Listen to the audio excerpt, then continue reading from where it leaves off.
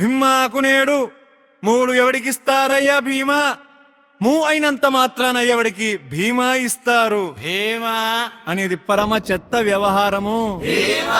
పేరు మీద బీమా కంపెనీలు వందల వేల కోట్లు వాళ్ళ కౌంటలో వాళ్ళ బ్యాంకులో మూలుగుతున్నాయి. మాస మంది దగ్గర తీసుకొని ఎవడో ఒకడికి ఇస్తారు.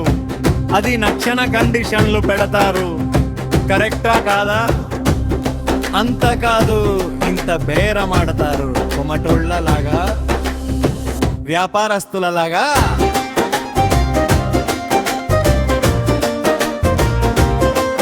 ఇక్కడ హాస్పిటల్లో లక్షల బిల్లు అయితే వాడు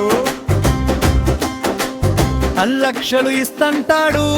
సప్లక్షలకి ఎక్కడికి పోవాలి మళ్ళీ? అందుకే నేనేమంటున్నానంటే ఈ కాంగ్రెస్ ప్రభుత్వం వల్ల ఏమీ కాదు, ఏదో పబ్లిక్ ఓట్లు లాగడానికి ధీమా అంటారు. అలాగే బీజేపీ, అలాగే కాంగ్రెస్. మూడు తెలివి తక్కువ పార్టీలు. మూడింటికి తెలివి లేదు, బుద్ధి లేదు, రూల్స్ ఏమి సరిగా లేవు. ఒక్కసారి ప్రజలారా, మీకు ప్రతి ఒక్కరికి నెలకు 30,000 జీతం ఇస్తే మీకే సంవత్సరానికి 2,00,000 ఉంటుంది కదా. ఇంకా మీకు భీమా ఎందుకు అవసరం లేదు. భీమా అనేది బోకసయ్య, అది కరెక్ట్ కాదు. దాని వల్ల హత్యలు జరుగుతున్నాయి. ఒకటి పేరు మీద చేయించి మన్ని చావగొట్టి భీమా తీసుకోవాలని చూస్తున్నారు. అందుకనియా చైతన్యకి వీల్లేదు భీమా. కాదు భీమా, తోమ ఎవరు చెప్పును? పాట పార్టీ వెంకరి చెట్టి చెప్పును. పాట పార్టీకి ఓటేయండి. ఒక ఇద్దరో ముగ్గురో నలుగురో ఉంటే నేర్పు నలుగురు ఉన్నారనుకో. 50,000 చొప్పున 1,20,000 మీకు వస్తాయ్యా. సంవత్సరానికి 10 లక్షల పైన వస్తాయి. ఇక అంతకంటే ఏం కావాలయ్యా మీకు?